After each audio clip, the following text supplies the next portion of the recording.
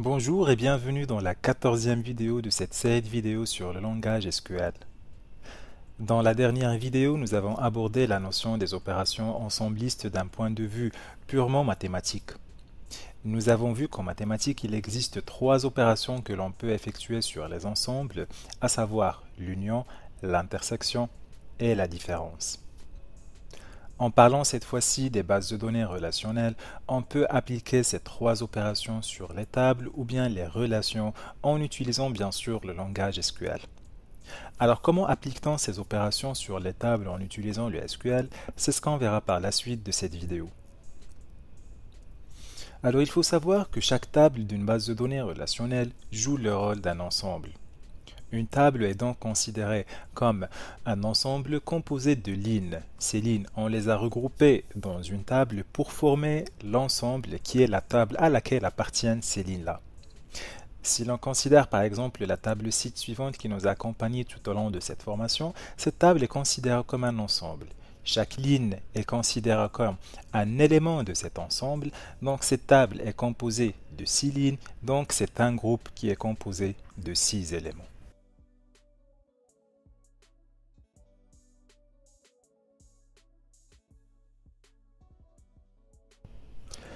Première opération ensembliste que l'on appliquera donc sur nos tables est l'union. L'union de deux tables T1 et T2 donne comme résultat une table T qui regroupe l'ensemble des lignes de T1 et de T2. Donc c'est clair ici, nous avons des lignes qui viennent de deux tables et qu'on regroupe ou qu'on unit dans une seule table résultat. Pour effectuer l'opération de l'union avec le SQL, on utilise l'opérateur union. Concernant la syntaxe, l'opérateur de l'union est toujours placé entre deux clauses select. Dans la première clause select, nous sélectionnons un ensemble de lignes depuis une table T1. De même, dans la deuxième clause select, nous sélectionnons un ensemble de lignes depuis une table T2. Après, nous unissons les lignes récupérées depuis les deux tables avec l'opérateur union. La requête SQL sera donc select colonne T11 colonne T12 colonne T1n from T1 union select colonne T21 colonne T22 colonne T2n from T2. Comme exemple d'application, nous allons supposer que notre entreprise fictive Delta, dont nous avons utilisé sa base de données depuis le début de cette formation, a fait une restructuration de la localisation de ses sites. Il a créé de nouveaux sites, fermé d'anciens sites et a modifié la localisation de quelques sites. Côté informatique et côté base de données, cela se traduit par la création de deux tables, site old et site new. La table site old contiendra les anciens sites de l'entreprise et la table site new contiendra la structure des nouveaux sites, comme suit. Donc vous pouvez comparer les deux tables et ressortir les modifications structurelles des sites de cette entreprise. Ces deux tables seront utilisées comme appui pour l'ensemble des exemples étayés par la suite de cette vidéo. Pour faire l'union de ces deux tables, nous utilisons la requête SQL suivante. Select étoile from site old, union select étoile from site new. Le résultat de cette requête est comme suit. Nous avons obtenu comme résultat une table qui recense les lignes des deux tables site old et site new. Nous allons alors pour chaque ligne de ce résultat déterminer la table de laquelle elle provient. Nous allons commencer par la première ligne qui correspond au site La Défense. Donc le site La Défense, c'est une ligne qui est commune entre les deux tables site old et site new. Donc elle provient en même temps de site old et site new. Dans notre résultat, nous allons représenter les lignes communes entre les deux tables en jaune. Pour la deuxième ligne qui correspond au site France-Ouest localisé à Bordeaux, il ne provient que de la table site old et nous allons représenter dans notre résultat en bleu les lignes qui ne proviennent que de la table site old. Pour le site France-Ouest localisé à Nantes, il ne provient que de la table site new et donc dans notre résultat final, nous allons représenter les lignes qui ne proviennent que de la table site new en vert.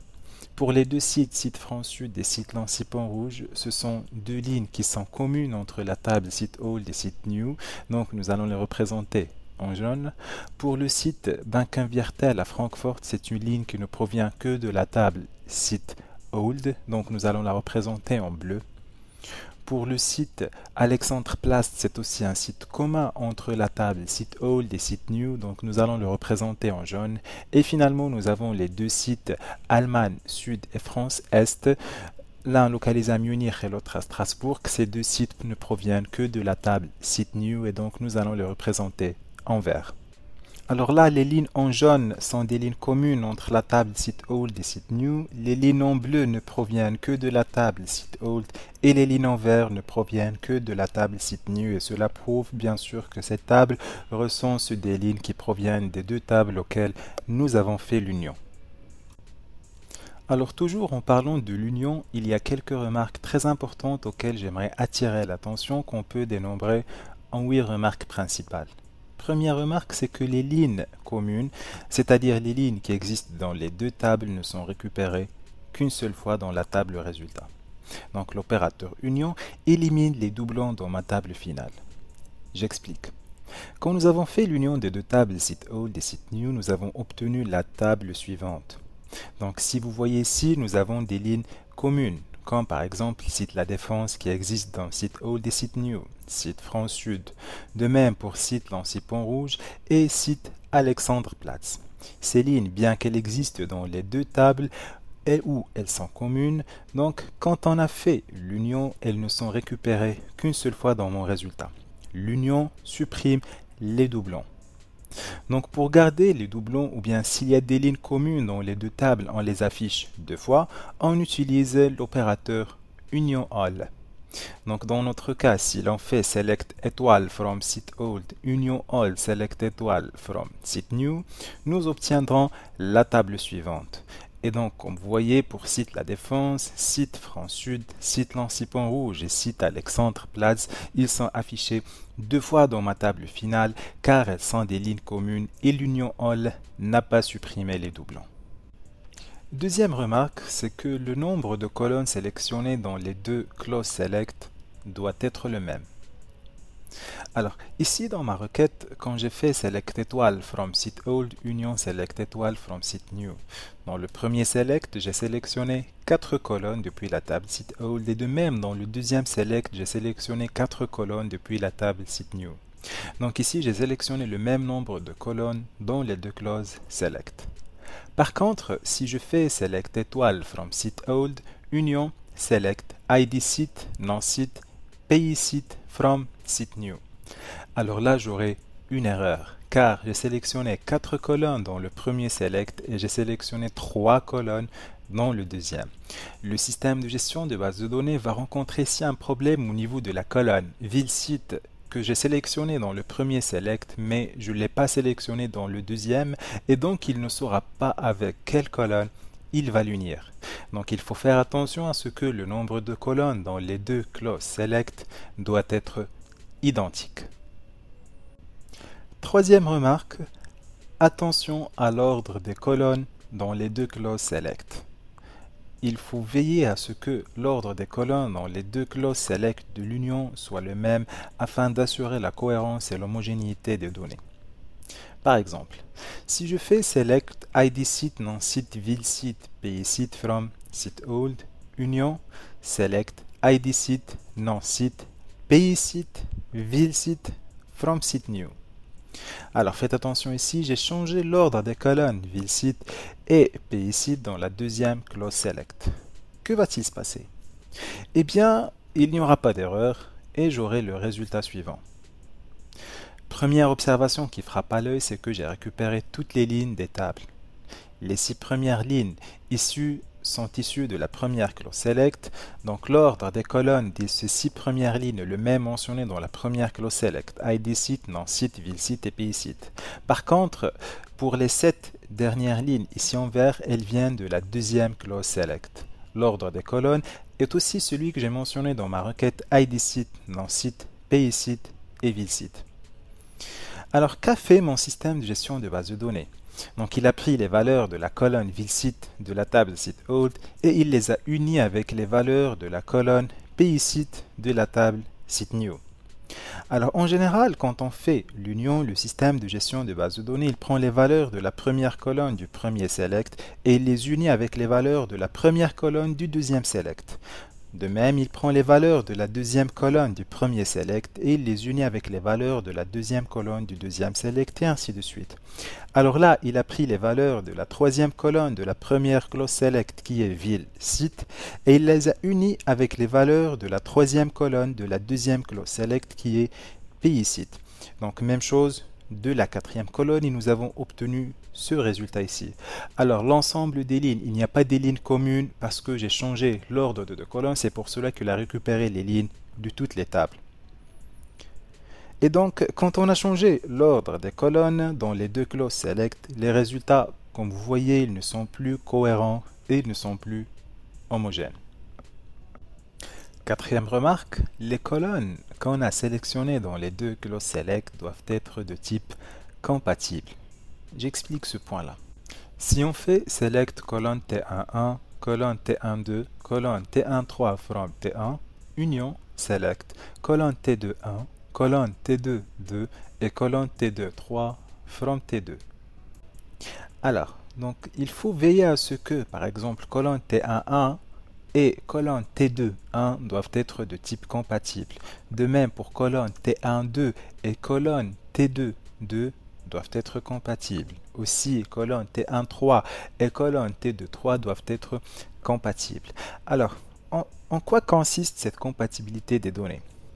Tout simplement, si la colonne T11 est une chaîne de caractères ou bien est un type chaîne de caractères, alors colonne T12 qui lui est correspondante doit être aussi une chaîne de caractères. Par exemple, si la colonne T11 est de type varchar, alors colonne T2.1 doit être aussi de type varchar ou bien char, car varchar et char sont compatibles et ils correspondent tous les deux à des chaînes de caractères. L'inverse est aussi applicable. Si la colonne T11 est de type char, alors colonne T21 doit être aussi un type qui représente une chaîne de caractères, soit char ou varchar ou tout autre type de chaîne de caractères. Donc de manière brève, si la colonne T11 est un type qui représente une chaîne de caractères, alors colonne T21 qui lui est correspondante doit être aussi une chaîne de caractères. Alors aussi, si la colonne T11 est un nombre, par exemple, de type int, alors la colonne T21 doit l'être aussi. Donc elle doit être soit int, small int, big int, qui sont tous compatibles car ils représentent des nombres. J'ajoute aussi décimal, float et numérique qui représentent bien sûr des nombres décimaux, donc ils sont aussi compatibles avec int, small int, big int, ils sont compatibles avec eux-mêmes, décimal, float et numérique, car ce sont tous des types qui représentent des nombres, que ce soit des nombres entiers ou décimaux, peu importe, vu qu'ils sont compatibles et qu'ils représentent en gros des nombres.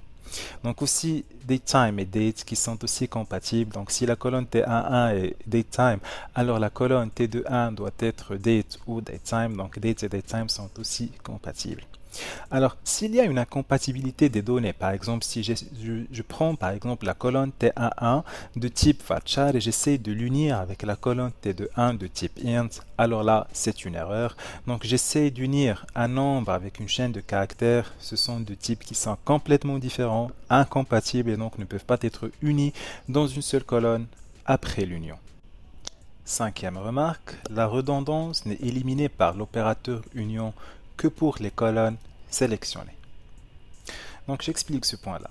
Pour les deux tables site old et site new auxquelles nous avons fait l'union, je prendrai le cas particulier de la ligne site France-Ouest. Alors dans la table site old, ce site était localisé à Bordeaux, tandis que dans la table site new, il est à Nantes et c'est la seule différence entre ces deux lignes dans les deux tables.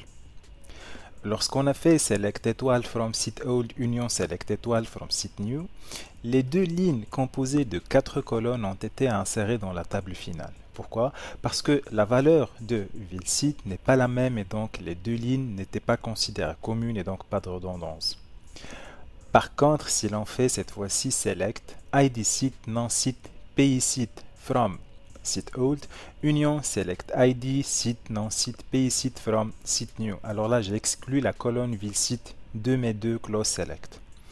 Alors là, qu'est-ce que je vais avoir? Je vais n'obtenir qu'une seule ligne, car je n'ai sélectionné que 3 colonnes. Et lorsqu'on traite les lignes avec l'opérateur union, on ne prend en considération que les colonnes sélectionnées dans les selects et non pas les colonnes de toute la table.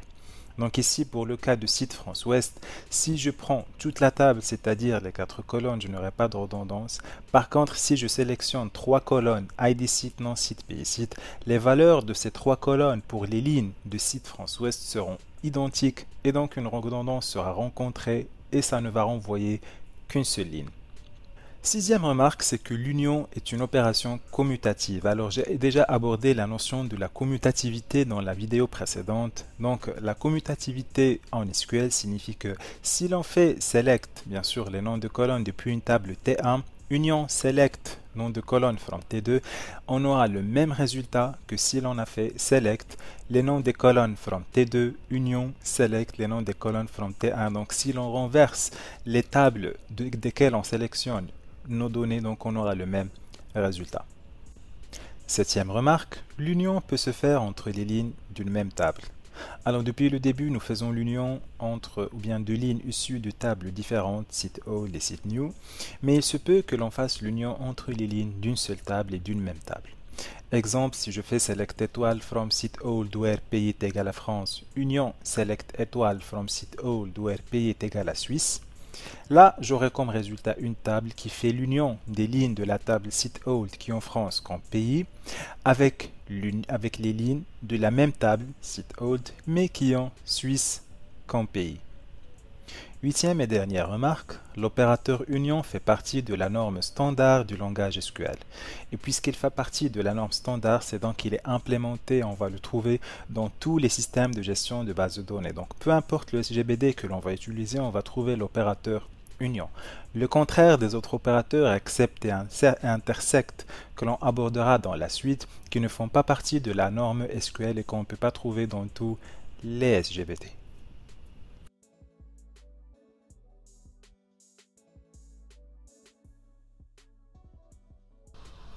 Deuxième opération ensembliste est l'intersection. Par définition, l'intersection de deux tables T1 et T2 est une table T qui contient seulement les lignes communes entre T1 et T2. Pour effectuer l'opération de l'intersection avec SQL, on utilise l'opérateur intersect. Donc l'opérateur intersect prend par exemple la première ligne de la table T1, puis vérifie s'il existe une ligne qui lui est identique dans la table T2. Si oui, alors il la renvoie dans mon résultat final car cette ligne représente une intersection des tables car elle leur est commune, et ainsi de suite pour les autres lignes de mes tables. Concernant la syntaxe, tout comme l'opérateur de l'union, l'opérateur intersect se place aussi entre deux clauses select. Chaque clause select sélectionne des lignes depuis des tables et l'opérateur intersect placé entre les deux select filtre les lignes sélectionnées en ne gardant que celles qui sont communes. Donc dans une requête SQL, l'opérateur intersect sera utilisé comme suit. Select colonne T1, colonne T12, colonne T1n from T1. Donc on sélectionne les colonnes depuis la table T1, intersect, puis vient le deuxième select, select colonne T21, colonne T22, colonne T2n from T2, donc les colonnes que l'on va sélectionner depuis la table T2. Comme exemple d'application, nous allons toujours considérer les deux tables que nous avons utilisées dans la partie précédente, site old et site new.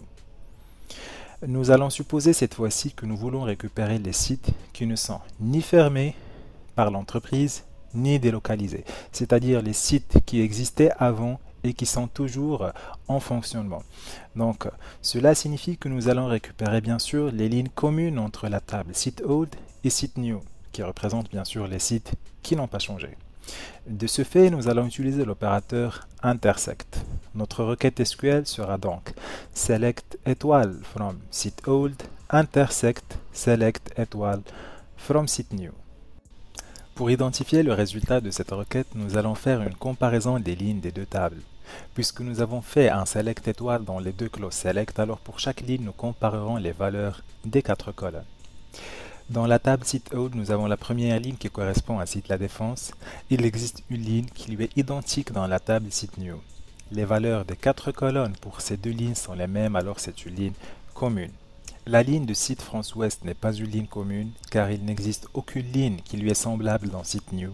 Oui, ici dans site new, nous avons une ligne où il y a site France-Ouest, mais puisque nous comparons les 4 colonnes, donc ville-site est différente parce que Bordeaux, ce n'est pas Nantes, donc c'est pas une ligne commune. Les lignes des sites France-Sud, des sites Lancy-Pont-Rouge sont aussi communes car il existe 2 lignes qui leur sont semblables dans la table site new. La ligne du site Banken-Viertel n'existe que dans la table site old et n'existe pas dans la table site new, donc c'est pas une ligne commune entre les deux tables. Et finalement, la ligne du site Alexandre-Plast, il existe une ligne qui lui est aussi identique dans la table site new, et donc c'est une ligne commune entre les deux tables. Le résultat de mes requêtes, ou bien de ma requête, pardon, va renvoyer une table contenant les 4 lignes communes entre les deux tables, à savoir site La Défense, site France-Sud, site Lancy-Pont-Rouge et site Alexandre-Platz. Certaines remarques qu'on a vues pour l'opérateur union s'appliquent également pour l'opérateur intersect. Première remarque, c'est que le nombre et l'ordre des colonnes qui doit être identique pour les deux clauses select. Deuxièmement, la compatibilité des types des colonnes entre les deux clauses select, cela est déjà vu dans l'union. Troisièmement, l'intersection ne s'applique que pour les colonnes sélectionnées et pas pour les lignes de toute la table. Donc pour expliquer ce point, nous allons supposer que nous avons cette requête suivante. Select ID site, non site, pays site, from site old, intersect select ID site, non site, pays site, from site new. Alors ici, si l'on revient à nos deux tables, nous avons une exception, bien nous avons une ligne particulière qui correspond à site France-Ouest. Alors si on ignore la valeur de ville, site, ici qui est différente entre les deux tables pour cette ligne, donc nous avons dans la table site old, ville-site qui est Bordeaux et site new qui est Nantes, donc si on ignore la colonne ville-site, on ne garde que ID site, non-site et pays site, alors pour la ligne du site France-Ouest, ici elle deviendra une ligne commune parce qu'elle aura sa ligne qui est identique dans la table site new. Pourquoi? Parce qu'on a ignoré la valeur de ville-site qui faisait la différence entre ces lignes-là. Donc puisque nous avons ignoré ville-site, les autres valeurs sont semblables et identiques et cette ligne va devenir commune. Alors dans notre résultat final qui sera composé bien sûr de 3 colonnes, nous aurons 5 valeurs au lieu d'avoir 4 valeurs. Nous aurons 5 valeurs parce que nous avons ignoré la colonne ville-site et le site France-Ouest est remonté dans mon résultat final car actuellement il est considéré comme une ligne commune. Quatrième remarque, l'intersection est aussi une opération commutative.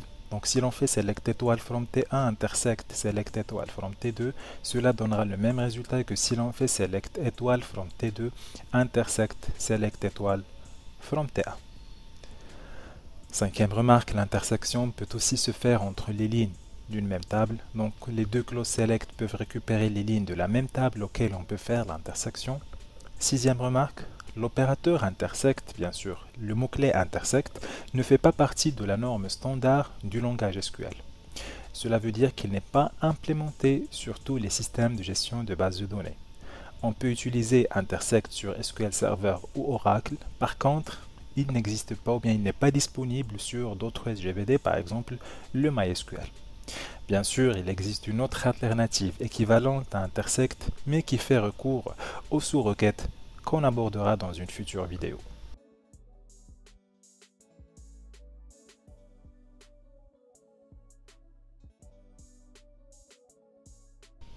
Troisième et dernière opération ensembliste que l'on verra dans cette vidéo est la différence.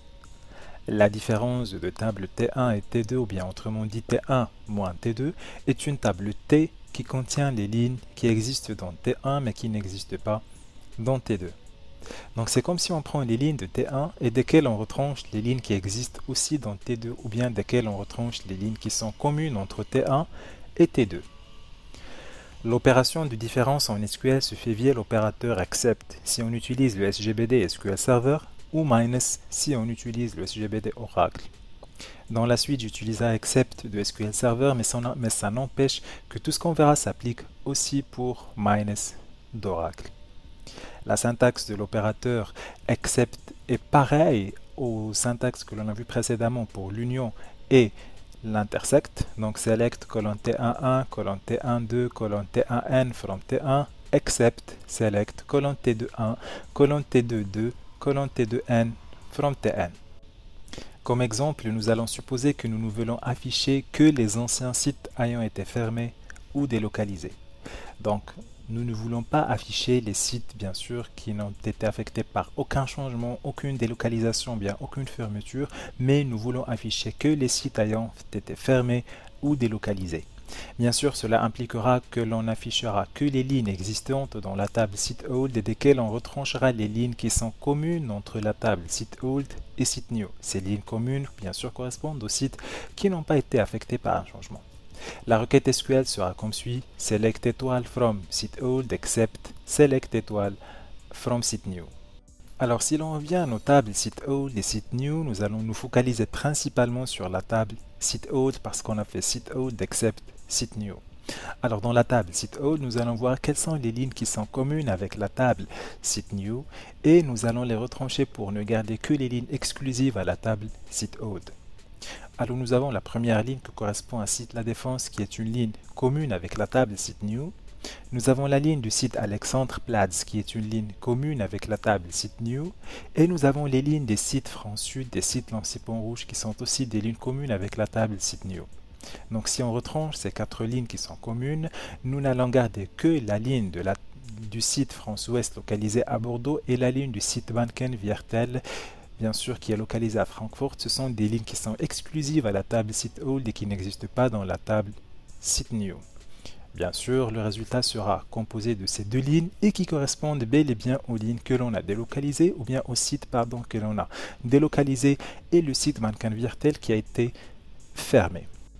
Alors la même chose pour except ou minus. Certaines remarques que l'on a déjà vues sur l'union et l'intersect s'appliquent aussi sur except et minus. Première remarque, le nombre et l'ordre des colonnes qui doit être identique pour les deux clauses select. Deuxièmement, la compatibilité des types de colonnes entre les deux tables. Troisièmement aussi, la différence ne s'applique que sur les colonnes sélectionnées, pas sur les lignes de toute la table, car si l'on fait cette fois-ci select id site non site pays site from site old, except select id site non site pays site from site new. Cette fois-ci, nous allons ignorer les valeurs de la colonne ville site et donc nous allons une cinquième ligne qui sera ajoutée, qui sera commune entre la table site old et site new qui correspond bien sûr au site France-Ouest qui deviendra commune car on a ignoré les valeurs Bordeaux et Nantes. Donc puisque cette ligne sera commune, elle sera à son tour retranchée et le résultat de cette requête donnera un tableau composé de trois colonnes ID site, non site et pays site et une seule ligne qui correspond à un site Banken-Viertel qui est un site exclusif à la table site old. Quatrième remarque, la différence n'est pas une opération commutative, donc si on fait select étoile from T1 except select étoile from T2, cela ne donnera pas le même résultat que si l'on fait select étoile from T2 except select étoile from T1. Donc quand on a fait select étoile from site old except select étoile from site new, nous avons obtenu comme résultat site France-Ouest localisé à Bordeaux et site Banken-Viertel localisé à Francfort. Par contre, si l'on fait cette fois-ci select étoile from site new except select étoile from site old, on va commencer avec la table site new et desquelles nous allons retrancher les lignes qui lui sont communes avec la table site old. Cela donnera comme résultat un tableau qui est composé de trois lignes. La première ligne correspond au site France-Ouest localisé à Nantes. La deuxième ligne, c'est site Allemagne Sud localisé à Munich. Et la troisième ligne, c'est site France-Ouest localisé à Strasbourg. Et ce sont des lignes exclusives à la table site new qui n'existent pas dans la table site old. Donc ici, c'est comme si on a affiché que les sites qui en sont nouvellement créés. Cinquième remarque, la différence peut aussi se faire entre les lignes d'une même table. Sixième remarque, les opérateurs except et minus ne font pas partie de la norme standard du langage SQL. Bien sûr, comme on a vu dans SQL Server, nous avons except et dans le SGBD Oracle, on utilise minus. Mais dans PostgreSQL ou MySQL, par exemple, ces deux opérateurs n'existent pas. On utilise de même une alternative qui fait appel aux sous-requêtes qu'on abordera prochainement. Alors c'est terminé pour la partie des opérations ensemblistes. Si vous avez suivi la formation des fondements du langage SQL depuis le début jusqu'à cette vidéo, je tiens à vous en remercier chaleureusement. J'espère que cette formation vous a été utile pour maîtriser les bases du langage SQL.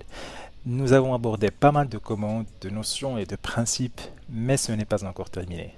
Les jointures, les sous-requêtes et les fonctions SQL seront au menu des prochaines vidéos de cette formation. À très bientôt.